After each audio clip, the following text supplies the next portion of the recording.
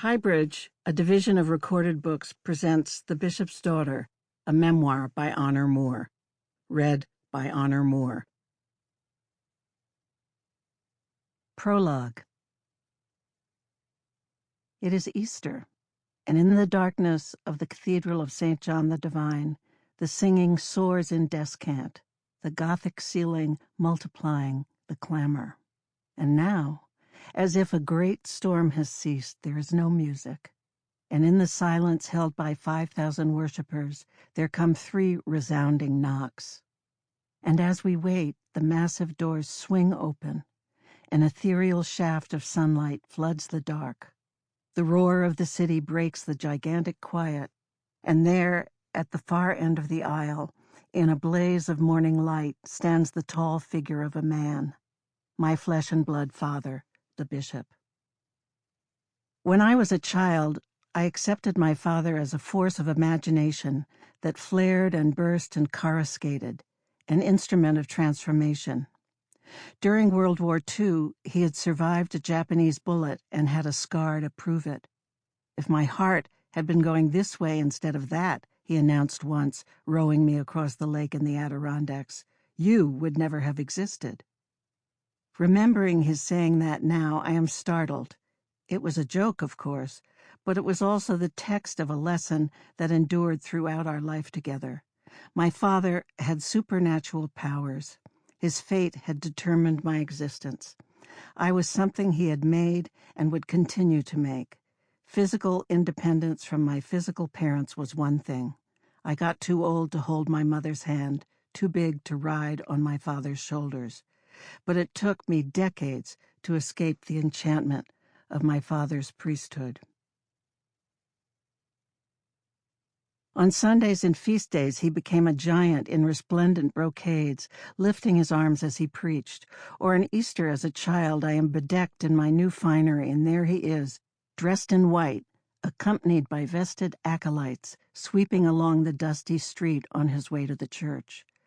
I get not a kiss but a blessing, his hand raised, fingers poised and moving through the air in the shape of a cross. At my father's first parish, the church was right next door. Going to church was not a duty, but a chance to be with the deepest part of him, to be inside his imagination. In the darkness at the altar rail, I would hold the wafer in my mouth, allowing it to become wet with the wine that burned down my throat. Take, eat, this is my body, my father would say. Just as I came to understand his splendid vestments were not ordinary clothes, I learned that during the Eucharist the bread and wine were shot through with something otherworldly, something alive that vibrated and trembled. And when I watched my father, enormously tall, the color of his vestments blurry through all the incense in all the candlelight, it seemed to me he brought all this about, up there at the altar, enswirled in the fragrant smoke. The organ thundering, his voice carried by the King James language. It therefore made sense that when he sang Gregorian chant, his voice would break and falter. He was being transported by what he called the presence of God, a force much more powerful than his physical body. What happened to him seemed also to happen in me, behind my eyes, on the surface of my skin, and when it happened, I didn't think of how my mother looked with a baby on her hip, how my younger brothers and sisters shouted and screamed, or how awkward I felt at school. Instead, everything became comprehensible, simple, safe, and beautiful. After the service, after removing the gold and the colors, after lifting the tiny white wafer as high as his long arms could reach, after administering wine at the altar rail and drinking what remained in the consecrated chalice, my father came home. Now, wearing his black suit, he burst into the living room where we all waited, the grown-ups drinking sherry, joking or talking seriously. I would run to him and he would bend and give me a kiss before going to talk to the others. Dressed in ordinary black clericals and the stiff white collar, he looked almost like other humans, quite normal, though taller than everyone else. My father's extreme height made him seem even more distant than he might have had he been of ordinary dimensions. I thought his tallness had to do with the brocades, with the music, the candles, and the gold crosses that preceded him when he walked down the aisle, that it rendered him closer to God than those of ordinary height, and therefore closer to enchantment. When I was a child, my father wore civilian clothes only on vacation or when he and my mother went to New York City once a week for their day off. When he dressed like ordinary men, it made me uneasy. I knew what the vestments were for and what his clericals signified. Wearing them, my father was clean and crisp, unsullied by everyday life. But when he wore a tweed jacket and a Brooks Brothers shirt, he became someone else. The place where my father changed out of his day clothes was called the sacristy, and when we lived in Jersey City, he took me there once, down a narrow hallway from the altar. It was a small, silent room, all dark wood that gleamed silkily in the parchment-yellowed light. There were closets that opened like gates and shallow drawers that pulled out evenly with a sound like exhalation. The warm air melted like wax, bitter and smooth, and as I breathed, I began to forget the color of daylight.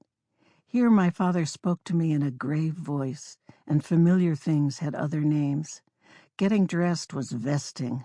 A scarf was a stole, and the black sculpted hats were berettas. In the sacristy that evening, one of the other priests, a man who lived with us, looked at me with different eyes, as if he did not know me, and quietly folded his vestments. The boys who teased me when we played handball were quiet here, and so I bowed my head and didn't look at them.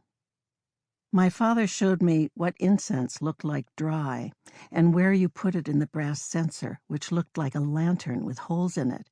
He showed me the ciborium, the round silver box in which the bread was kept, white wafers that came to be called the host when he blessed them.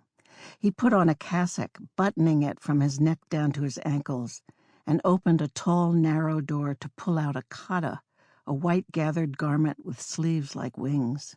Hanging there were smaller cottas for the acolytes and the long cassocks, black for ordinary Sundays and red for festivals.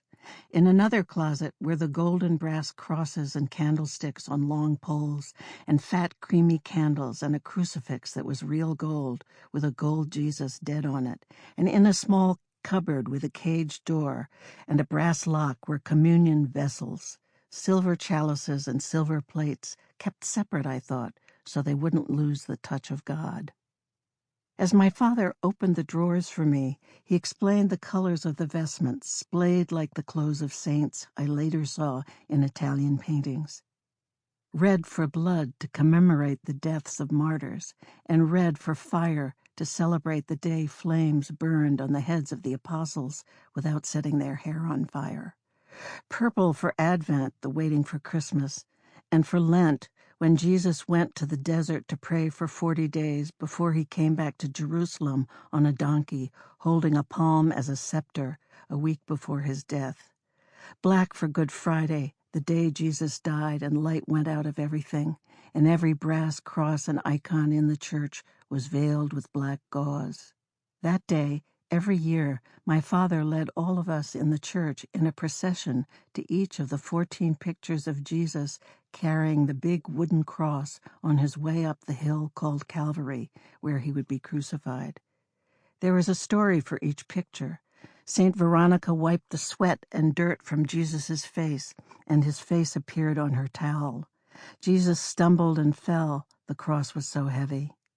My father closed the drawer of black vestments and opened another, gold and white for Christmas, for Easter, and for Ascension, when Jesus rose up into the sky to be in heaven with God, his Father.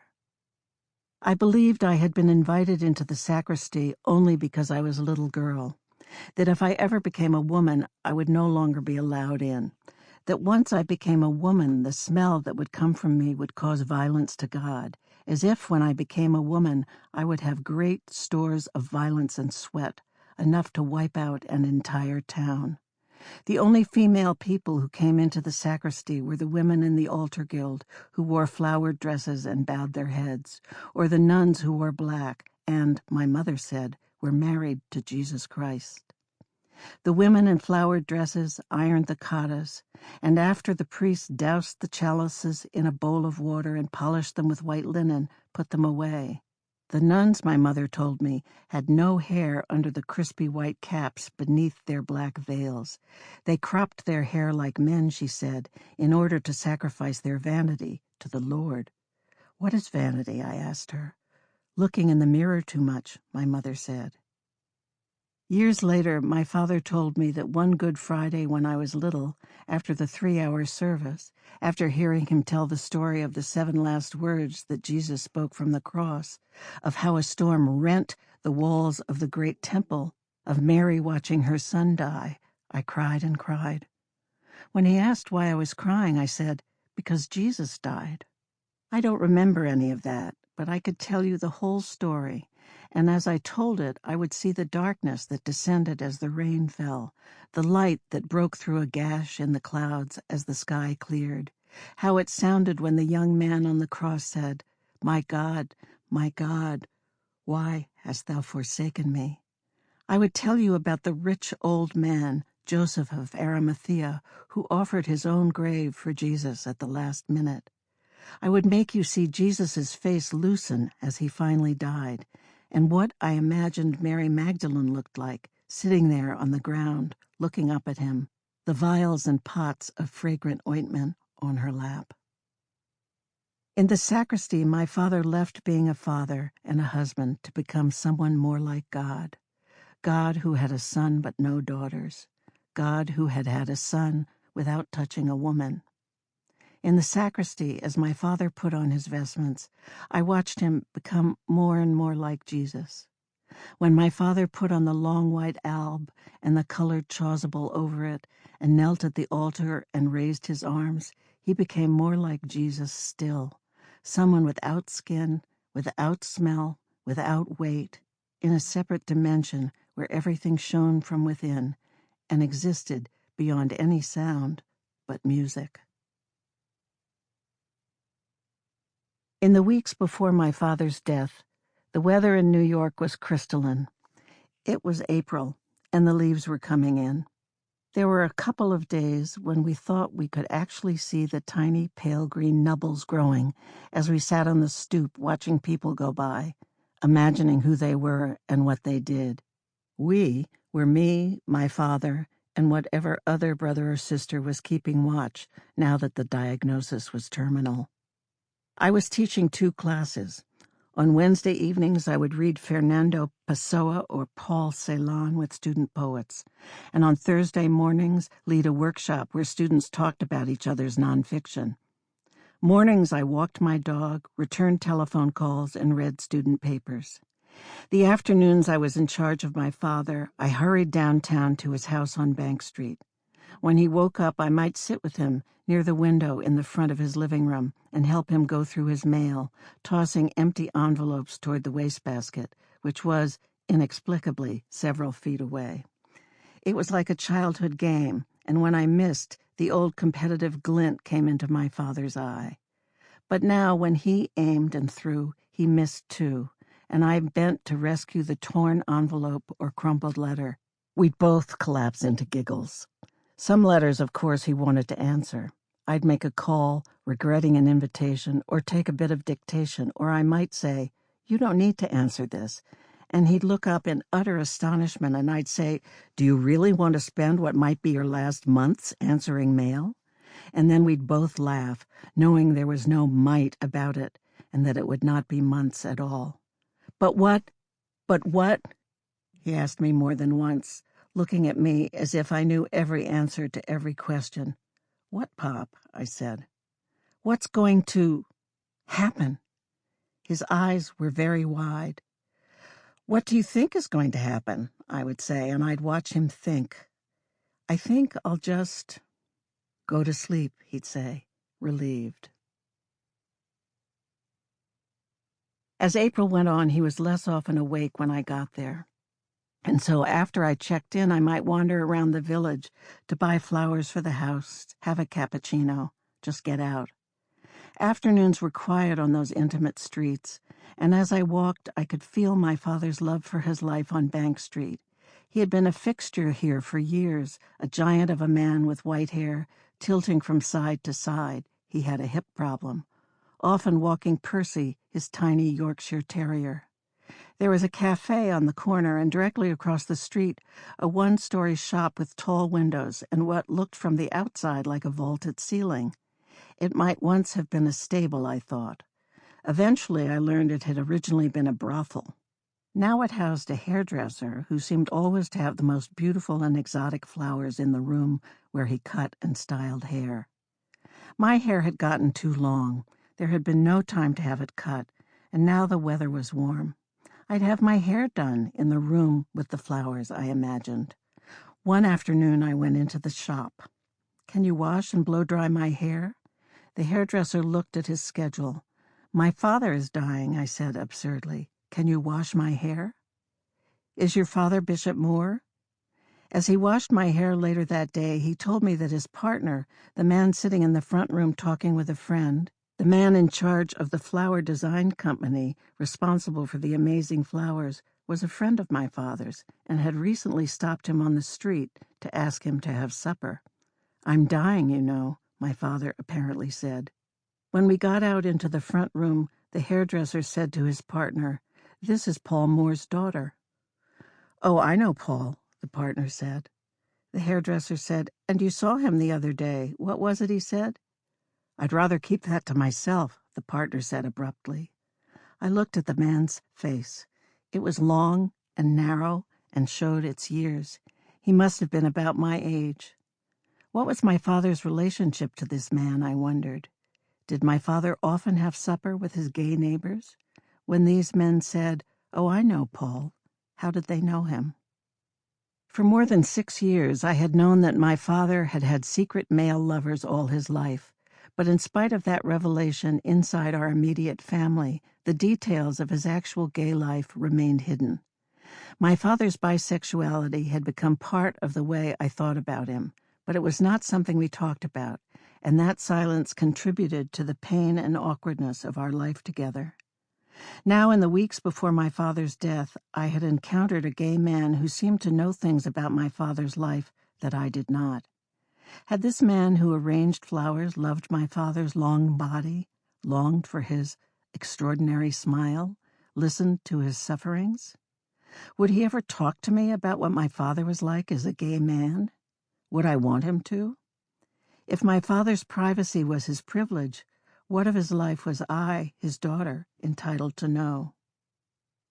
"I used to do Brenda's hair," the hairdresser said, breaking into my reverie. "Brenda was my late stepmother. And he said, pointing to his partner, the florist, he used to do their flowers." The last summer of his life, I visited my father in Stonington. The first morning was gloriously clear, and after we packed a picnic, we headed out, my father piloting me in his Boston whaler across the Stonington harbor to a sand spit where we anchored in transparent shallows and wandered to a deserted beach. There we sat, he wearing the striped gondolier's shirt I'd brought him as a present, talking comfortably, looking out at the ocean, swimming, sunning. I asked if he remembered the time when I was tiny and we were at the beach at the foot of his grandmother's lawn in Massachusetts. We were swimming together, and he walked ahead of me, out of the surf, and I was tossed and pulled under by a wave and rescued by a stranger. When I told him this story, my father apologized. He was always apologizing for things he'd done or not done in my childhood, as if by apologizing he might finally correct the brokenness of the past. For years I had believed the past couldn't be mended, but that morning on the beach I felt we had finally come to some semblance of the relationship my father always said he wanted, a closeness I now understand I also longed for. In the past, after visiting him, it would take weeks to recover my balance. The chasm of silence between us seemed impossibly wide. I would manage to be courteous, but I was also distant. I was still in the process of identifying my wounds, and I wanted to avoid the rage that seemed always to descend if we differed.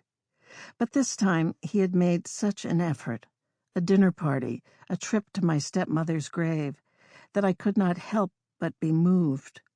Before I left, I said stiffly how much I'd enjoyed our time together, and he looked at me, tears in his eyes, fighting emotion, and said, "I hope we'll see more of each other.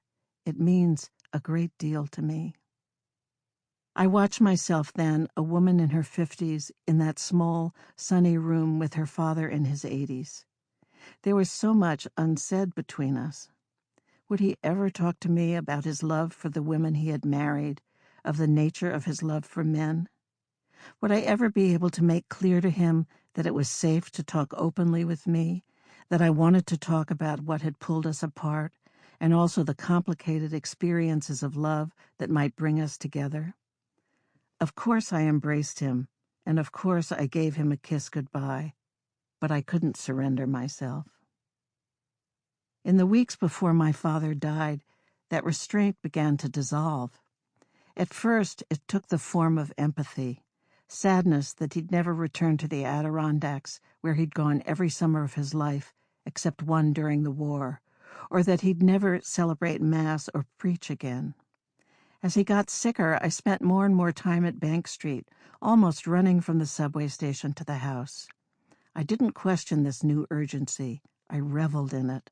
The longing seemed physical, and its satisfaction came in just being in my father's presence, taking in his weight, the shape of his head, his posture, and now I was losing him. As I wrote in a journal each night, I could conjure him almost, it seemed, bringing back the years of our life together, images and dreams unfolding as I remembered. One day, about 2 weeks after he died, I started this book. My father always wanted me to write about him, I wrote, and suddenly he came into view, enormously tall in silhouette on Easter morning in the cathedral doorway.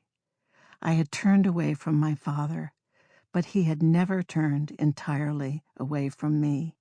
And now, as the past opened, I was turning back to him.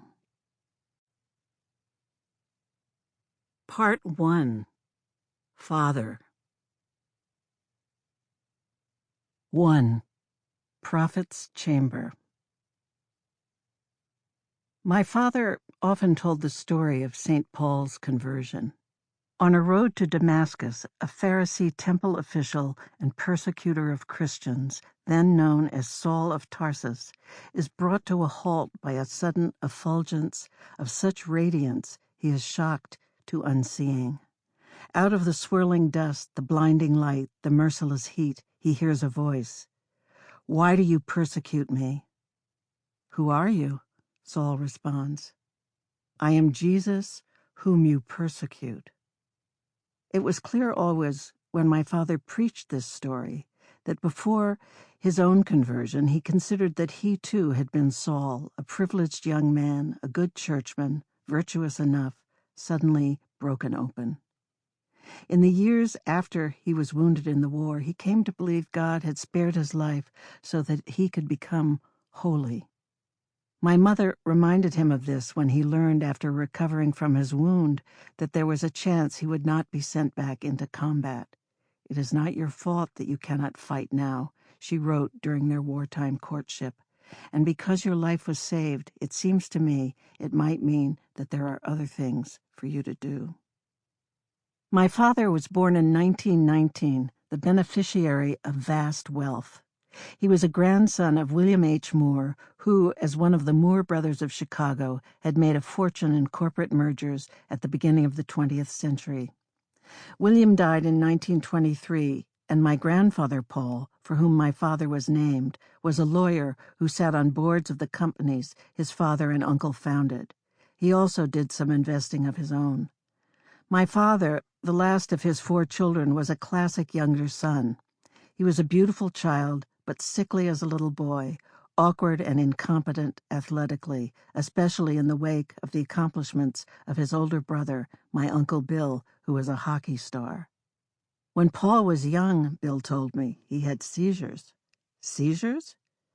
You'd be sitting there at dinner and suddenly his head would be on the table. Jean Watson, who was his governess, once put a pencil in his mouth so he wouldn't bite off his tongue. Epilepsy? I don't know what they were. He was just a weak little boy for a few years, and then, just before he went away to school to St. Paul's, he started to grow, and then he was all right.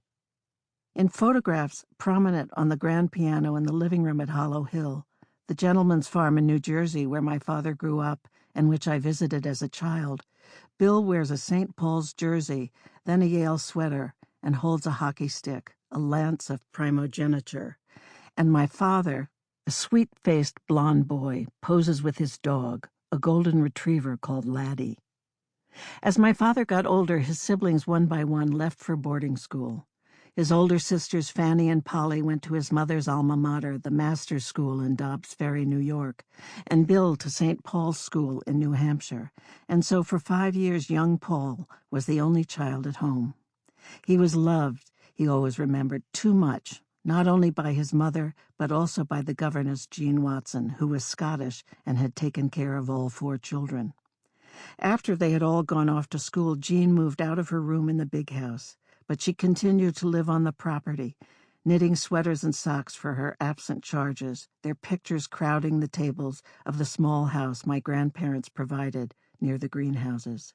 We were all she had, Bill said, and there she was, alone in that house.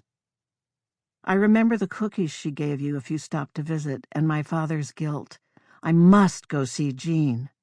I remember wearing the dark green sweaters striped with bright yellow that she knit for my brothers and sisters and me, and my mother packing away later gifts, blue sweaters and red ones, and sending them to children who don't have as much as you. My father's mother was also a source of guilt. He always described his relationship with her as very close, but also with some chagrin as suffocating. She had terrible headaches, he told me in one of the long conversations we had about her. She was really an invalid for much of my childhood. In the diary my father kept at St. Paul's School, I don't find her taken to her bed. But when he's invited to go abroad the summer after Bill marries, he doesn't because, he writes, "Mother, I am sorry to say, is still lonely and unhappy. I must do something about it." The happiness of his childhood was disrupted, he said, in the oral history he recorded at Columbia University in the 1980s, only by his confusion about the overwhelming nature of his mother's love. On the other hand, it was his mother, he said, who was supportive of his decision to go into the church and of any choice her children made. Until he went away at 12, my father spent falls until Christmas at Hollow Hill. He went to Peck School, a private school in nearby Morristown, and played with friends he kept for a lifetime, taking long walks and riding his horse on the farm's 100 acres, tending his dog, his pet roosters, playing tennis and golf. In January, the family migrated to Palm Beach, where they lived in an Addison Meisner villa, Lake Worth on one side of the house, a wide ocean beach on the other. There, between fishing and boating trips with the captain and occasional golf with his father, my father was tutored until the family returned home at Easter, to Hollow Hill and to their Manhattan apartment on the 18th floor at 825 Fifth Avenue, enormous, with 3 bedrooms, dining and living rooms, and a view of the seal pond at the Central Park Zoo. Evenings in town, he would walk down the avenue to visit his widowed paternal grandmother at 4 East 54th Street or accompany his mother to the theater or the opera. St. Paul's was an adjustment. At 12, my father was small for his age. His voice did not change until he was 16, and self-conscious about it. How was he to become a man? Match his big brother, already popular with girls and certainly heading to Yale and a big college life. On the New Hampshire campus, my father found himself, he wrote in his diary, a complete stranger. None of his school friends from home had chosen St. Paul's, and his brother, in his final year, held a privileged position as a counselor to the younger boys.